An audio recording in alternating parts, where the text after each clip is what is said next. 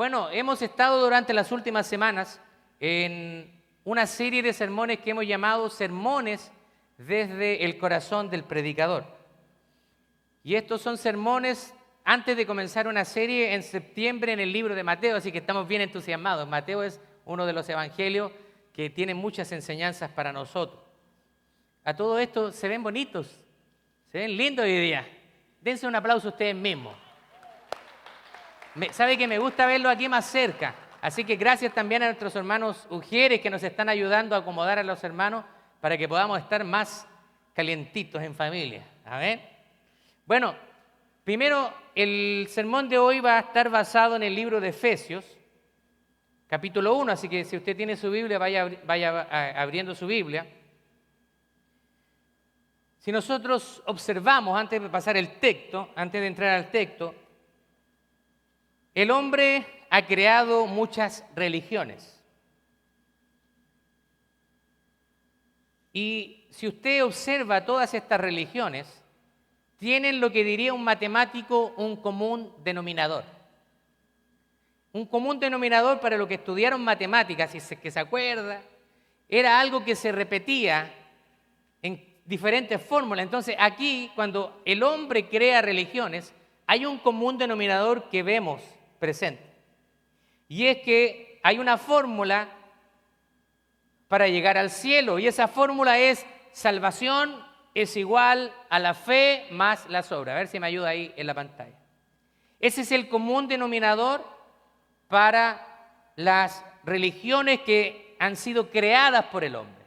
Significa que para tú alcanzar la salvación necesitas tener fe, necesitas creer en algo, pero aparte de eso necesitas hacer ciertas cosas para ganar la aprobación o la aceptación en el cielo o donde quiera que las personas crean. El sermón a todo esto lleva por título Las bendiciones espirituales de los hijos de Dios. ¿Escuchó bien? Las bendiciones espirituales de los hijos de Dios. ¿Qué quiere decir eso? Que Dios tiene bendiciones espirituales, pero solamente para sus hijos. A veces los incrédulos reciben también bendiciones de Dios, solo por misericordia. Pero para los que somos hijos, Dios ha preparado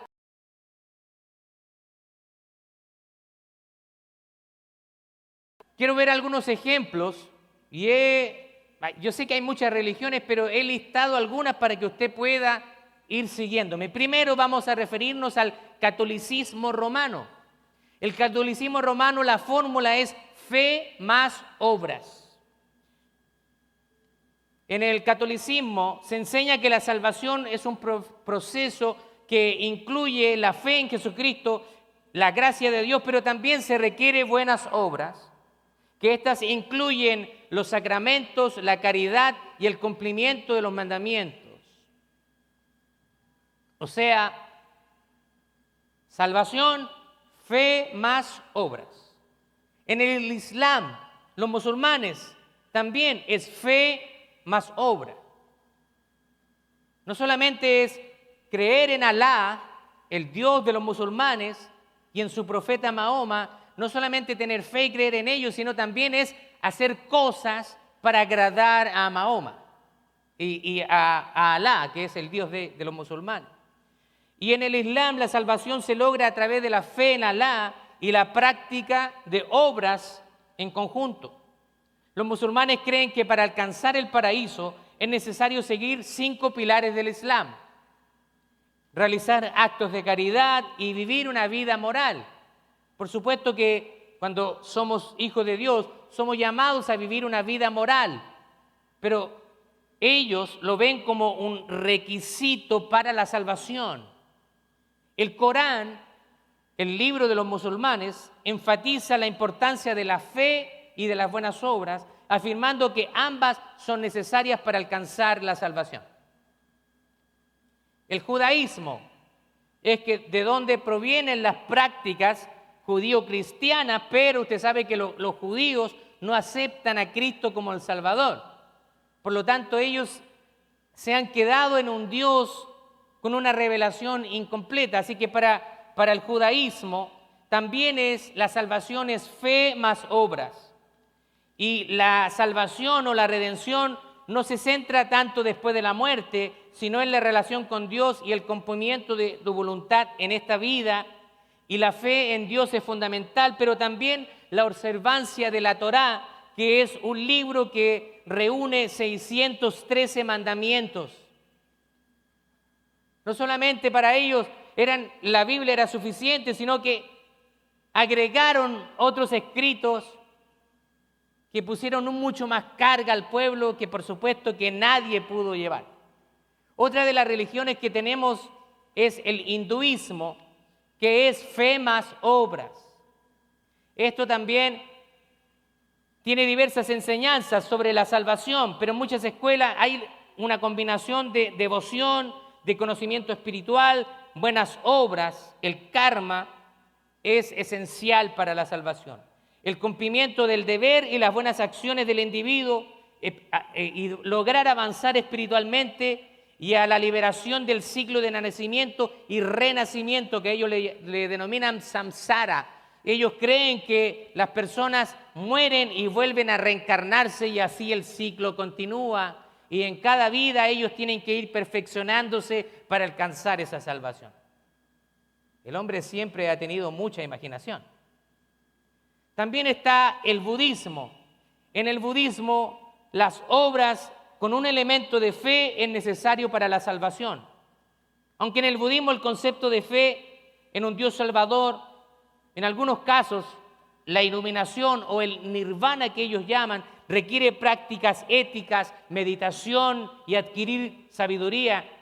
Pero también en alguna forma de budismo, como el budismo de la tierra pura, la fe en Amitabha Buda es importante. Tienes que creer en Buda, pero siempre está acompañada de prácticas virtuosas y una vida moral. O sea, las religiones obviamente que apuntan a una vida diferente, a una vida moral, de buenas acciones. Los testigos de Jehová. La fórmula de salvación para los testigos de Jehová es la fe más las obras. Y los testigos de Jehová creen que la salvación es un proceso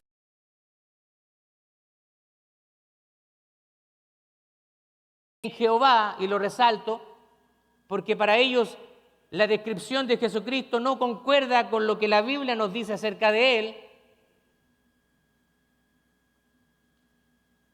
Se necesita creer en Jehová y en Jesucristo como la obediencia a las enseñanzas bíblicas, pero también enfatizan las obras que incluyen la predicación. Muchos memes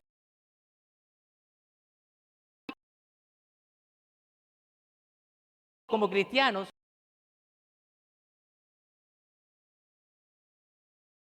salen de dos en dos. Si hay algo que destacarles a esas personas son su disciplina, su constancia y perseverancia. Al menos de esas cosas debiéramos aprender. También es necesaria la participación activa en la comunidad. Normas morales establecidas en la Biblia.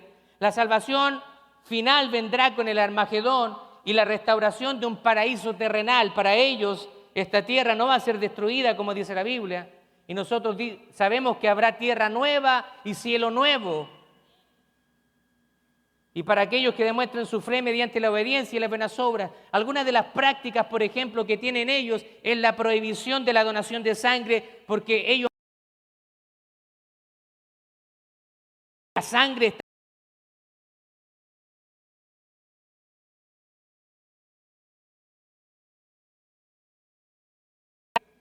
por observancia de sus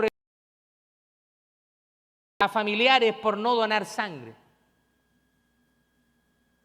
Creo que hice un resumen más o menos. También tengo aquí otras, tengo el mormonismo, pero quiero avanzar o si no me voy a quedar en la introducción. Pero en el cristianismo verdadero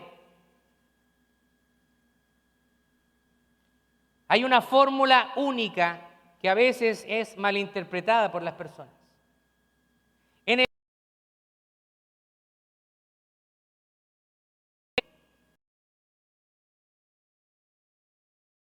tú puedas hacer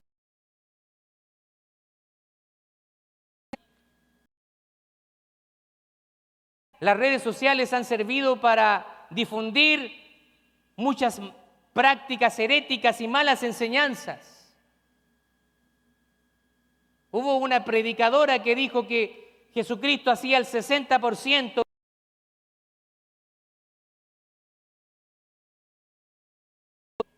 Jesucristo pagó el 100% de nuestra deuda porque usted y yo estábamos incapacitados de pagar nuestra deuda con Dios.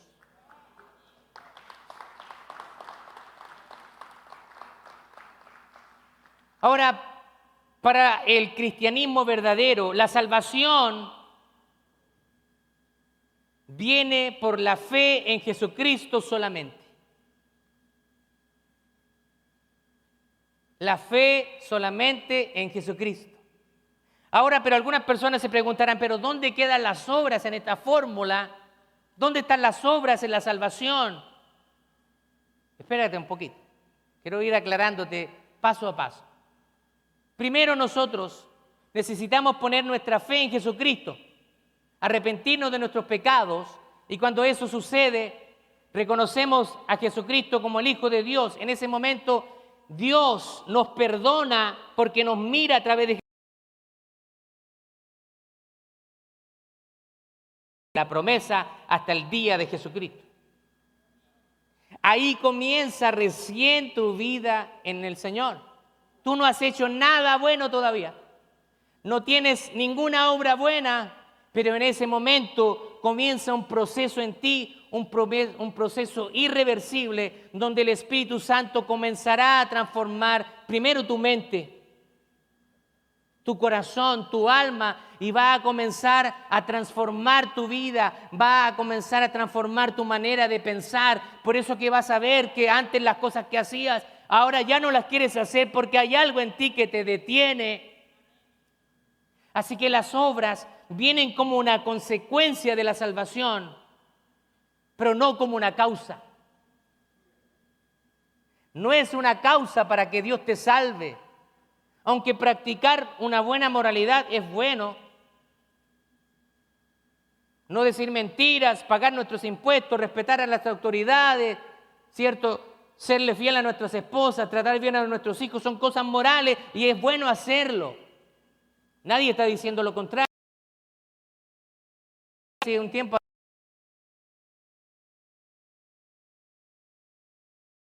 hice Danger.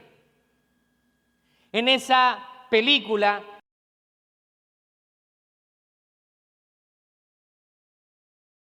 los profesores decía que muchas veces por el hecho de nombrar a Jesucristo, las personas a veces rechazaban inmediatamente, que podríamos obviar el nombre de Jesucristo y enseñarles cosas morales. Es bueno no mentir, es bueno no robar. Y uno de los profesores del seminario estaba en contra de esa enseñanza cuando todo el resto parecía aprobarla y parecía que uno estaba remando contra la mayoría, y el profesor que había escrito ese trabajo se enojó con esta persona que estaba en contra de eso, pero realmente al final de la historia, no le quiero contar la película para que la vea, pero él entiende a dónde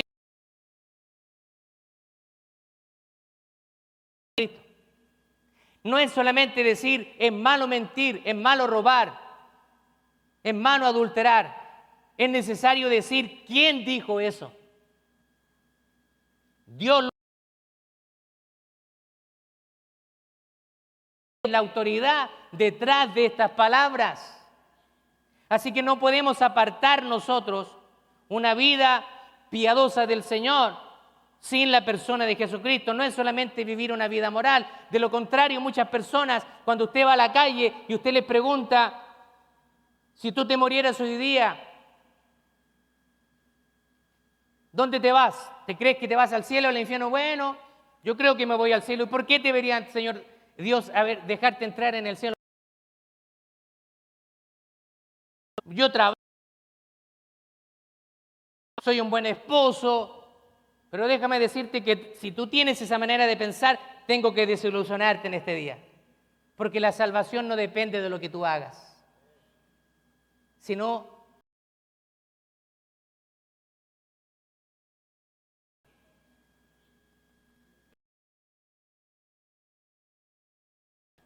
cuando somos transformados por el Señor.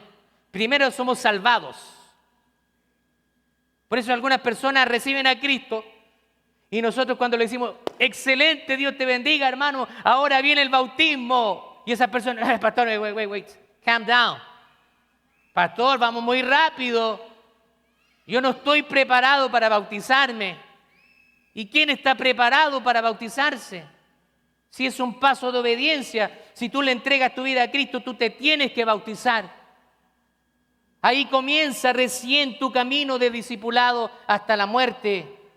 Pero te han hecho entender otra cosa. Yo sé que esto también proviene de las malas enseñanzas de otras iglesias. No, que tú para poder bautizarte, tú tienes que cumplir un proceso y pasar meses y vamos a estar evaluando tu vida, vamos a mandar espías para que estén observando y para ver si está bien tu vida y ahí recién te vamos a bautizar. Las cosas no funcionan así. Cuando en el libro de los Hechos iba el eunuco camino a su país, después de haber adorado en Jerusalén, dice que se acerca a Felipe y él está leyendo un rollo del profeta Isaías. Le dice, ¿entiendes lo que estás leyendo? Y él dijo, ¿cómo voy a entender si nadie me explica? Y dice que él comenzó a narrarle y le presentó a Jesús. Y él dice, si crees, puedes bautizarte. Y él dice, sí creo, aquí hay agua, ¿y qué impide que Dios sea bautizado? Él no pasó meses de discipulado. Él no estuvo en clases de teología sistemática. Él simplemente creyó y Felipe le dijo, esa es el único requisito para bautizarse, creer en Jesucristo. Vamos, y lo bautizó. Después de eso comenzó su proceso de cambio. Nadie sale inmediatamente transformado del agua. Algunas personas piensan que el agua es como algo mágico, que ya te va a quitar tu mal carácter, te va a quitar, ¿cierto?, tu altanería, tu grosería. No, eso es un proceso que tenemos que ir sometiendo nuestra voluntad al Señor para que Él nos vaya transformando. Por eso que usted va a ver diferentes niveles de madurez en la iglesia. Hay cristianos carnales y cristianos espirituales. A los cristianos carnales a veces nos hacen pasar rabia, pensamos que son o no son, o decimos, y este es cristiano y mira las cosas que hace, porque son carnales. Todavía no han entendido de que Dios quiere transformar su vida, pero tienen que someter su voluntad a Él.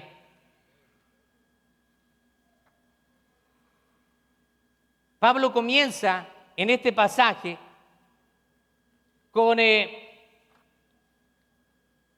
bendiciones que tenemos como hijos de Dios.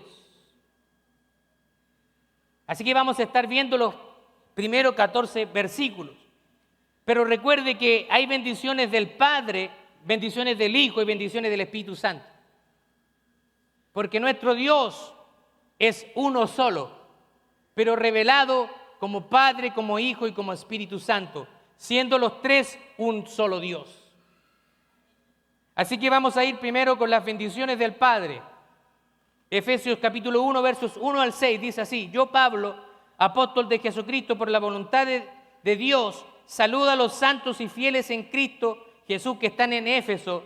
Que la gracia y la paz de nuestro Dios y Padre y del Señor Jesucristo sean con todos ustedes. Bendito sea el Dios y Padre de nuestro Señor Jesucristo, que en Cristo nos ha bendecido con toda bendición espiritual en los lugares celestiales.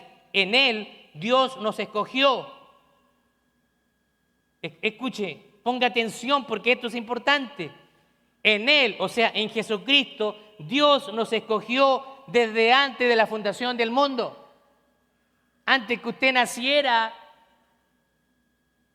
Dios lo tenía escogido. Para que en su presencia seamos santos e intachables. Por amor, nos predestinó para que por medio de Jesucristo fuéramos adoptados como hijos suyos, según el beneplácito de su voluntad, para la alabanza de la gloria de su gracia, con la cual nos hizo aceptos o aceptados en el amado. En esos 6 versículos hay una riqueza abundante de enseñanza. El versículo clave es el 3, que dice: bendito sea Dios y Padre de nuestro Señor Jesucristo, que nos bendijo con toda bendición espiritual en los lugares celestiales en Cristo Jesús. Él nos ha bendecido. Y Pablo comienza su carta con una explosión de alabanza hacia Dios, con una doxología. En Él es la fuente de toda bendición espiritual. Así que las bendiciones del Padre se manifiestan en varias formas. Primero, en la elección. Versículo 4. En Él, dice, nos escogió desde antes de la fundación del mundo. Así que Dios nos escogió desde antes de la fundación del mundo. Antes de que se creara el mundo, tú estabas en la mente de Dios. ¿Acaso eso no es algo loco? Algo difícil de poder dimensionar. Tú estabas en la mente de Dios antes de que tú nacieras. Así que si a ti te queda todavía alguna cuota de que la salvación es algo que tú te ganaste, que tú escogiste, aquí te está diciendo el Señor, yo te escogí. En esta elección, y esta elección que Dios hace, no es una elección que está basada en las obras, sino en su propósito y su amor soberano. La elección es una muestra de su gracia infinita. Ya, yo sé que en este momento quizás si usted viene de algún otro trasfondo, le han enseñado otra cosa, usted está ahora así como tambaleando en su cabeza. Wait. ¿Cómo? O sea, yo no tengo que hacer nada para alcanzar la salvación. Bueno, sí hay algo que tienes que hacer. Porque aquí está la responsabilidad humana y la responsabilidad de Dios. Dios te ha escogido y va preparando todo para que llegue el momento donde tú le recibas. Así que también está en que tú tienes que recibirlo. La elección divina y la responsabilidad humana es algo que se proyectan hacia un horizonte donde en algún momento se juntan y realmente no sabemos cómo funciona. Dios nos escoge, pero a la vez somos responsables también de hacer una decisión por Él. Otra de las bendiciones que se manifiestan del Padre es la predestinación. Te elige y te predestina. Versículo 5. Nos predestinó para que por medio de Jesucristo fuéramos adoptados como hijos suyos, según el beneplácito de su voluntad. ¿Qué está diciendo aquí? Que nos predestina para ser adoptados como hijos, y esta adopción que Él hace nos concede un lugar privilegiado en la familia de Dios, dándonos una identidad en Cristo. Y esto funciona más o menos como funcionan las adopciones de niños. Cuando hay padres que no pueden tener un hijo y van a un lugar de adopción, ven al niño que quieren adoptar y lo adoptan y lo toman como su hijo y lo aman y lo crían como su hijo, aunque no nació de ellos. Eso es la adopción. Y en la adopción hay un precio que se pagó. Había un muchacho que estaba construyendo un barco, era muy hábil con sus manos y creó un hermoso barco, una obra en madera, la cual nunca había logrado hacer, y era hermoso el barco, era perfecto, era con detalles. Entonces él un día está en el lago, en el río, y pone el barco en el río para ver si podía flotar, y en un momento viene una corriente fuerte y el barco se va. Ese artista vio con tristeza cómo su barco se iba. Un día, andando en unos almacenes de la ciudad, ve un lugar de antigüedades y entra, y para su sorpresa, el barco que él había construido estaba ahí. Y cuando él entra, le dice al dueño: ese barco es mío, yo lo construí. Y el dueño del negocio le dice: bueno, el barco ahora está en mi poder. Yo no te conozco a ti. Y si tú quieres ese barco de vuelta, tienes que pagar por él. ¿Cuánto cuesta? Esto cuesta. Y le dio un monto. El muchacho dijo que no tenía el dinero. Yo no tengo ese dinero, pero espéreme, guárdeme ese barco. Yo voy a juntar el dinero en un mes. Después de un mes, El muchacho llega y el barco estaba ahí. Le entrega el dinero al dueño y él toma el barco y se va por haber recuperado algo que era él, algo que había creado él. Algo parecido también. Así funciona con la adopción. Dios manda a su Hijo Jesucristo para morir, para poder hacerte un hijo de Él. A través de la persona de Jesucristo. ¿Acaso eso no es maravilloso? Y Él nos predestina y nos concede un lugar privilegiado en la familia de Dios y nos da una nueva identidad en Cristo. Ahora nuestra identidad está puesta en Jesús. Ahora tú eres un hijo y una hija de Dios y eres un representante de Dios en la tierra.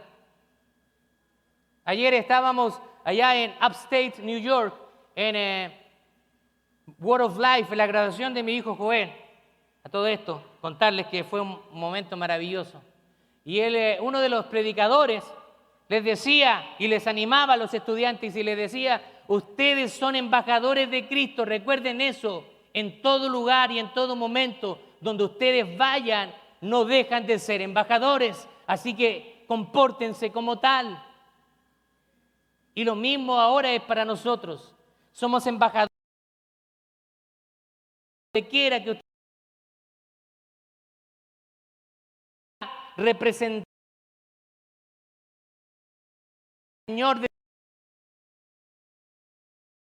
Gloria a Dios.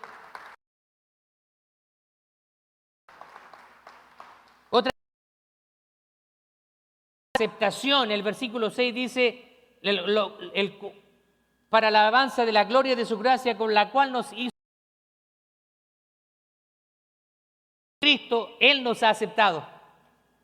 Fue necesario que Cristo viniera porque a través de Él ahora Dios Padre nos puede aceptar por el sacrificio de un hombre perfecto.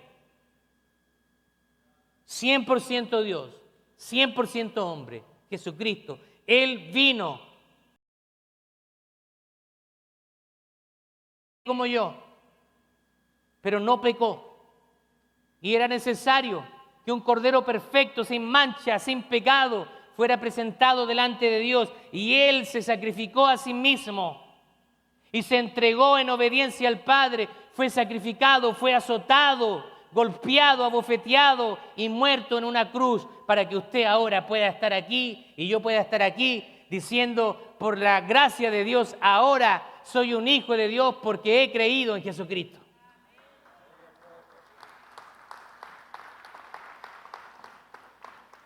Esas son las bendiciones del Padre. Ahora vamos a ir a las bendiciones del Hijo. Versículos 7 al 12.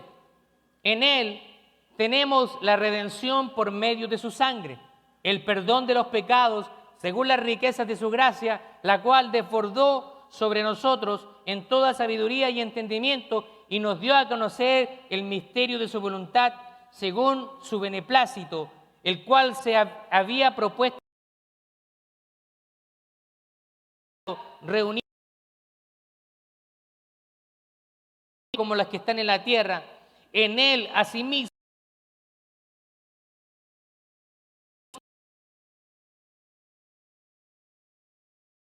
de su Cristo, alabemos su gloria.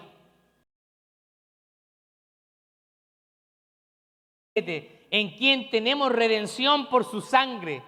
Está hablando de Jesucristo. En quien tenemos perdón de pecados según la riqueza de su gracia. Es solamente por gracia de Dios.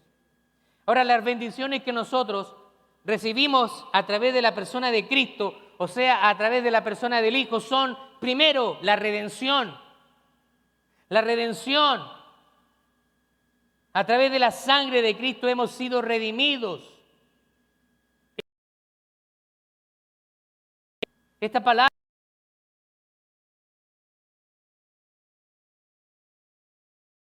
compraba a un esclavo solamente para liberarlo. Él nos redimió. Estábamos esclavos del pecado. Estábamos apartados en oscuridad, lejos de Dios. Pero ahora Él nos ha dado, el Padre nos ha dado la redención. a través de la persona de Cristo. La redención implica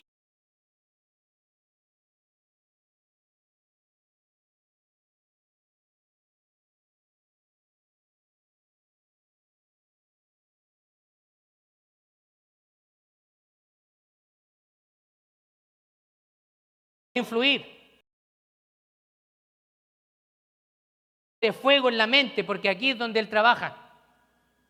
Tú no sirves para nada y ya te fuiste a meter a la iglesia y mira lo que hiciste. No eres merecedor. Quítate la vida. Eso es lo que hace Satanás. Trabaja en la mente, pero Él nos rescató del lazo de Satanás. Ahora, la palabra de Dios dice, sométanse a Dios, resistan al diablo y Él huirá de vosotros. Así que el diablo muchas veces va a venir a atacarnos, pero usted debe resistir en el poder del Espíritu y el diablo va a tener que huir de usted. Cristo pagó el precio completo por darnos la libertad, no una parte, pagó el 100% del precio por su vida. Así que usted no pagó nada por su salvación, simplemente Cristo lo pagó todo. Y ahora cuando el Padre mira con ira hacia nuestra vida, ahí se interpone Jesús y dice, yo pagué el precio por mi hijo. Yo pagué el precio por mi hija. Y ahora no hay nadie que pueda acusarle, porque usted es un hijo de Dios. También tenemos perdón en el versículo 7. Nuestro perdón es parte integral de la redención. Dios en su gracia abundante nos perdonó todos nuestros pecados. Y escúcheme bien, esto es importante. Nos perdona nuestros pecados pasados, presentes y futuros.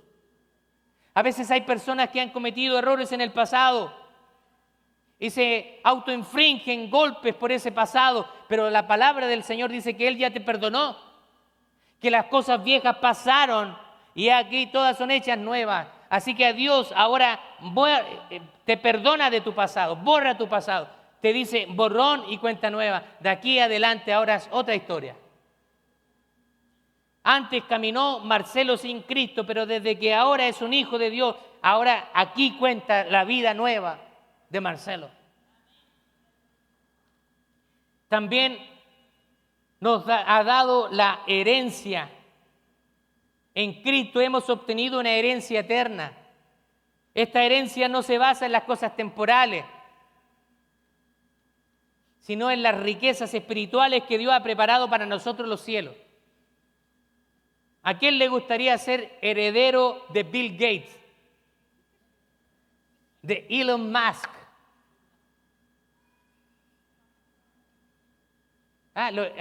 Cuando hay, son gente millonaria, y usted sabe que cuando hay dinero por medio, a veces la gente empieza a frotar las manos. Oh, yo me imagino los herederos de Bill Gates ya tienen la vida asegurada. O sea, no, quizá en lo humano diríamos, sí, sería bueno porque ya estaría resuelto ya, para toda la vida. Pero más que esperar herencias terrenales, ¿sabe que hay una herencia eterna? Porque finalmente cualquier herencia aquí en la tierra se va a quedar aquí en la tierra. Pero cuando tú llegues a la presencia del Señor, vas a llegar, como dijo Job, desnudo delante de Él. Y ahí ya no te vas a poder llevar la casa por la cual tanto luchaste, el carro que pagaste con tantas overtime, con tantas horas extra, y que lo limpiaba, y que lo limpiabas por aquí, y le veía un poquito de polvito, y lo limpiabas por acá, y te levantabas por la mañana y lo veías por la ventana a ver si el carro estaba ahí. Eso no te lo vas a llevar. Es bueno que valoremos nuestras cosas. Tampoco le digo que ande con todo su carro sucio, no me malinterprete. Cuide.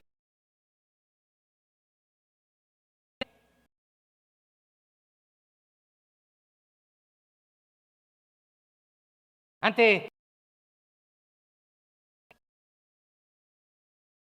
me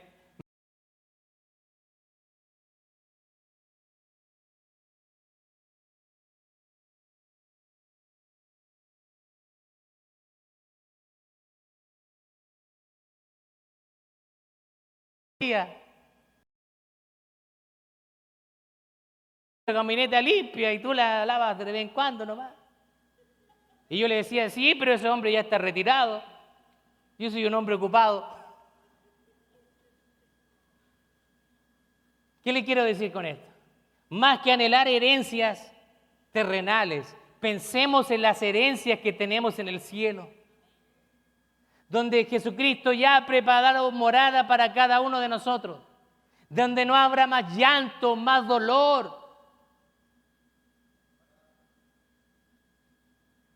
Cada vez que yo recuerdo a mi suegra, quien hoy día justamente se cumple una semana de su partida,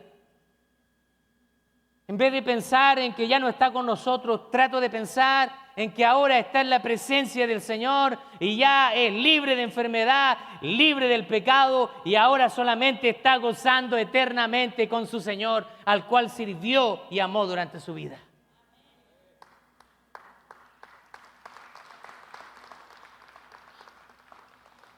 Ahora vamos a ver las bendiciones del Espíritu sobre nosotros, versículos 13 y 14. También ustedes, luego de haber oído la palabra de verdad, que es el Evangelio que los lleva a la salvación, y luego de haber creído en él, fueron sellados con el Espíritu Santo de la promesa, que es la garantía de nuestra herencia para alabanza de su gloria. Esto es sumamente importante y quiero que usted ponga oreja, pestaña y ceja y antenitas para acá, porque necesito que usted comprenda muy bien esto, porque hay mucho malentendido con respecto a esto. El Espíritu Santo, aquí vemos el versículo 13, es el clave, donde fuimos sellados. El Espíritu Santo desempeña un papel fundamental. El versículo 13 dice que cuando creemos,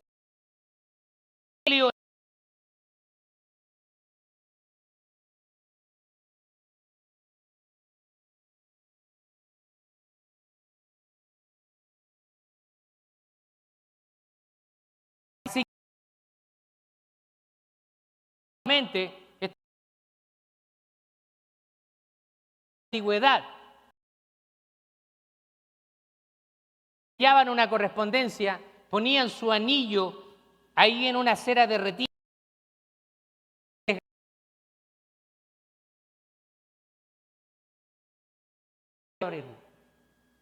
Nadie podía abrirlo, solamente la persona receptora. Así que usted es sellado con el Espíritu Santo. Y otra de las bendiciones del Espíritu Santo es que Él, versículo 14, la garantía de nuestra herencia. Él es la promesa de que todo lo que Dios ha prometido se cumplirá. El Espíritu nos da la seguridad de nuestra salvación y de la herencia futura. Cuando usted va a hacer una compra,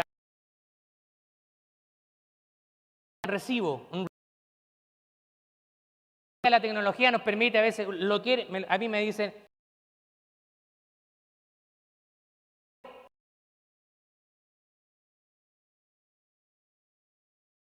si se me pierde el físico, lo tengo en el correo. Así que si mi producto se echa a perder, o yo tengo 30 días de garantía, yo voy con mi recibo, y eso es lo que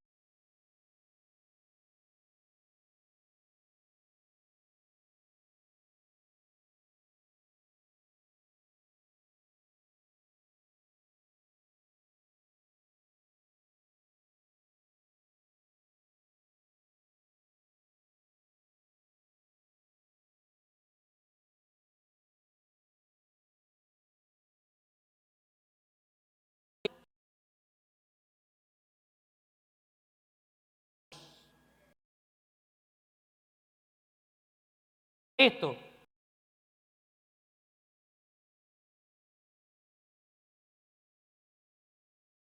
ponen énfasis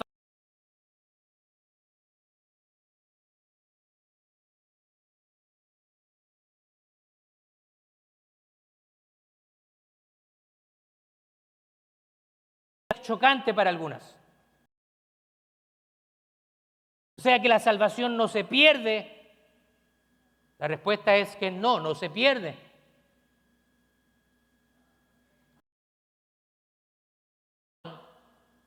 Sería algo como que el Señor te da el sello.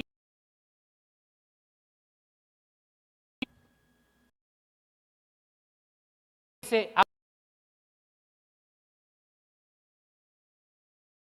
volviste a portar bien. Ok, te sello nuevamente. Te portaste mal, pecaste, te quito el espíritu. Te portaste bien de nuevo, te devuelvo el espíritu. Eso hasta suena ridículo, porque Dios es un Dios fiel y verdadero. Un Dios que no miente, un Dios que te sella. Ahora sé que viene otra parte donde la persona dice, entonces ahora ya mi salvación está segura. Mentira. Dios transformado y del Espíritu Santo está en ti, jamás vas a pensar de esa manera.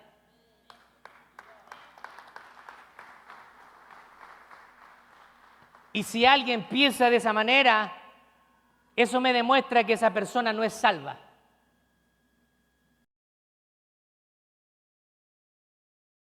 Porque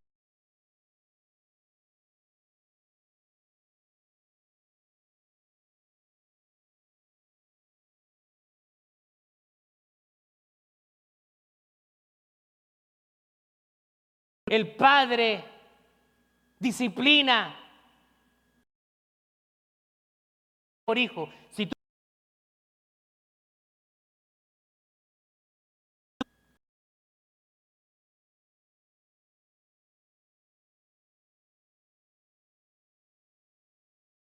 que ellos un día decidieron, dijera, papá, yo no quiero ser más tu hijo, me voy lejos, no va a dejar de ser mi hijo.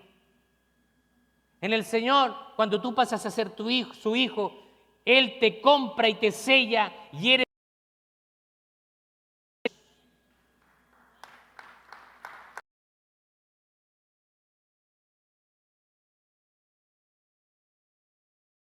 Que siempre nos hacen enseñar.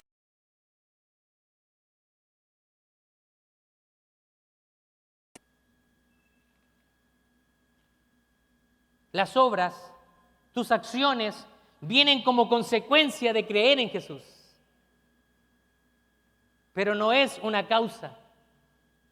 Cuando tú estás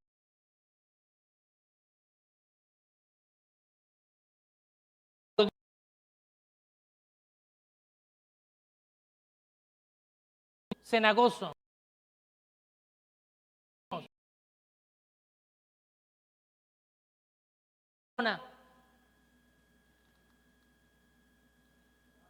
ser un hijo no te exime de las consecuencias del pecado. Así que si alguien piensa, entonces soy salvo, voy a hacer lo que yo quiera, eso me demuestra su mentalidad.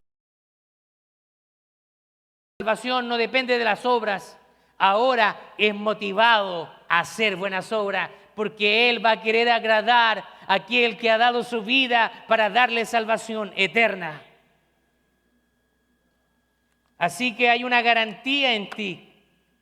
Eres sellado con el Espíritu y el Espíritu Santo está ahí. Ahora, ¿qué pasa a veces con las personas que se van?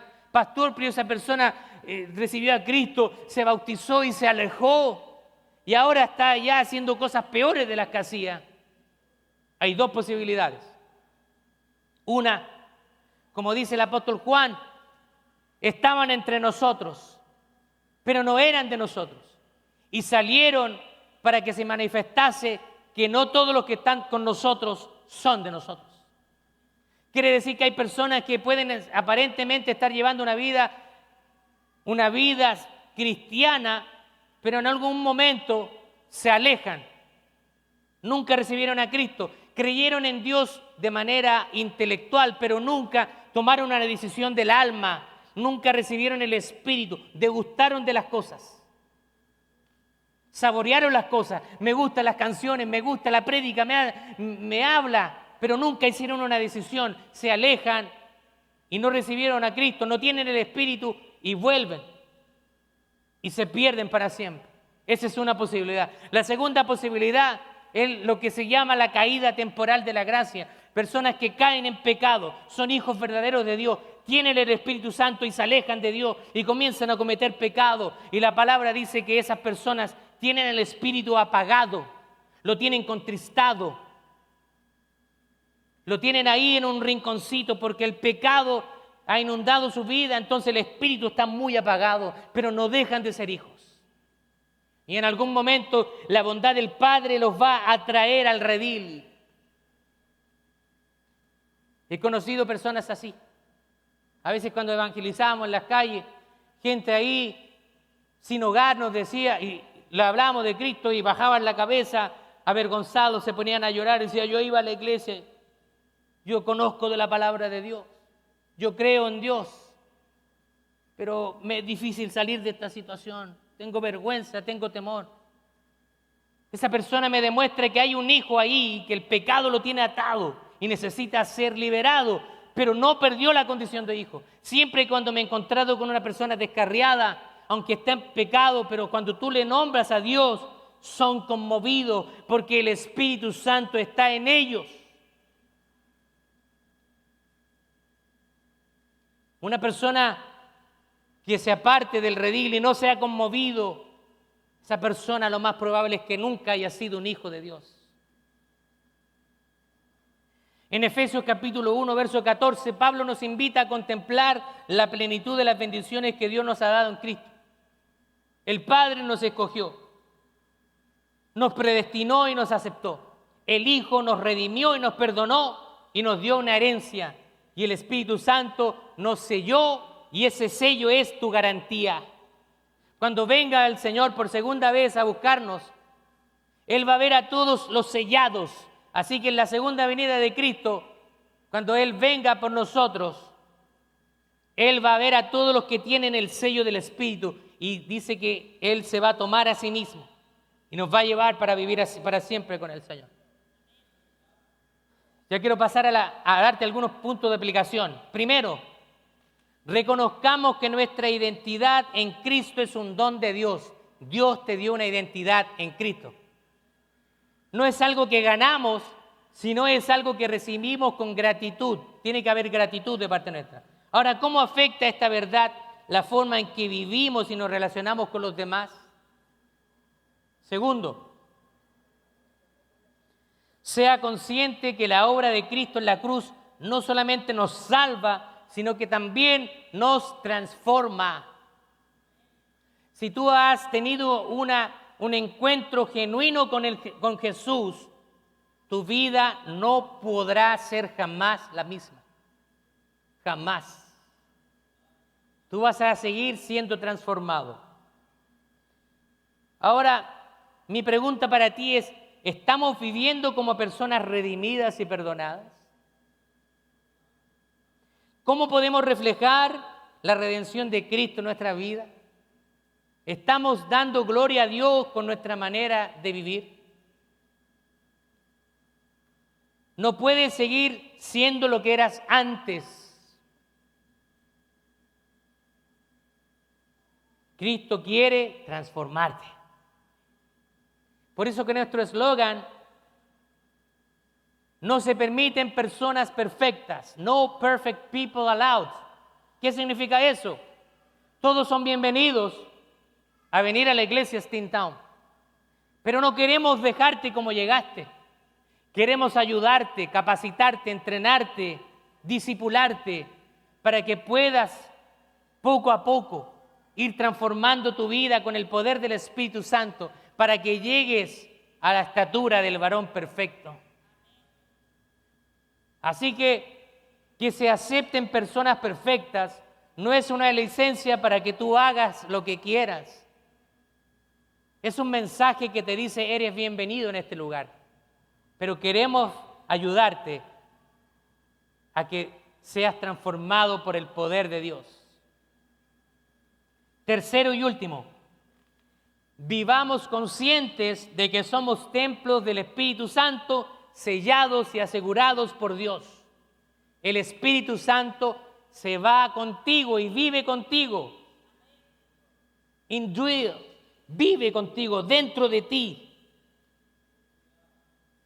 Algunas personas desconocen la omnipresencia de Dios. Aquí en el santuario, en el templo, no nos mueve ni una mosca. Llegamos aquí, venimos peleando en el camino, dándonos patadas en el auto, con tu esposa vienes peleando, y llegamos aquí y nos transformamos. Ya, compórtate. Y llegamos aquí a la iglesia y pareciera como que una aureola se nos pone en la cabeza. ¿Cómo estás, hermano? Estoy bien, gracias al Señor. Hermano, ¿cómo estás? Espérame un poquito, estoy recibiendo una revelación del cielo. Llegamos acá y parece que como que tenemos una doble personalidad cuando el Señor quiere que seamos de igual manera en todos lados. Oye, compórtate que vamos a entrar a la iglesia. No, compórtate en el trabajo, compórtate en tu casa, compórtate en todo lugar.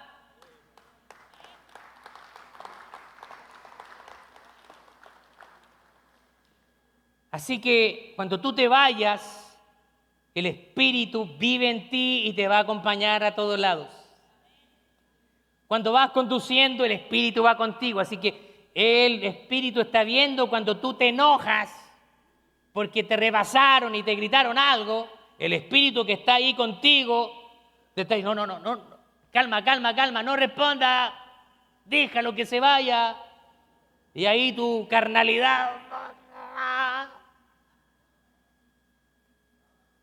Tu carnalidad va a querer salir, pero el Espíritu te dice, calm down, cálmate. Cuando alguien te hace una pregunta, cuando alguien te responde y tú quieres responder de mala manera, el Espíritu Santo te frena. He escuchado a personas decir tantas cosas cuando han pecado, tratando de culpar incluso al diablo. ¿Qué pasó? No, que el diablo me hizo pecar. El diablo puede tentarte, pero eres tú quien decide si caes en la tentación o no. Y Dios no tienta a nadie. El pecado a veces comienza a rodearte. Martín Lutero decía, no puedo evitar que los pájaros vuelen sobre mi cabeza, pero sí puedo evitar que hagan nido. Eso se refería a que constantemente vamos a estar siendo bombardeados de pensamientos pecaminosos, pero de ti va a depender si dejas que esos pensamientos hagan nido en tu cabeza. Así que desde este día yo quiero que tú vivas convencido de que eres un embajador de Cristo, que el Espíritu Santo está contigo en todo lugar. Amén. Amén. Póngase de pie. Vamos a orar al Señor.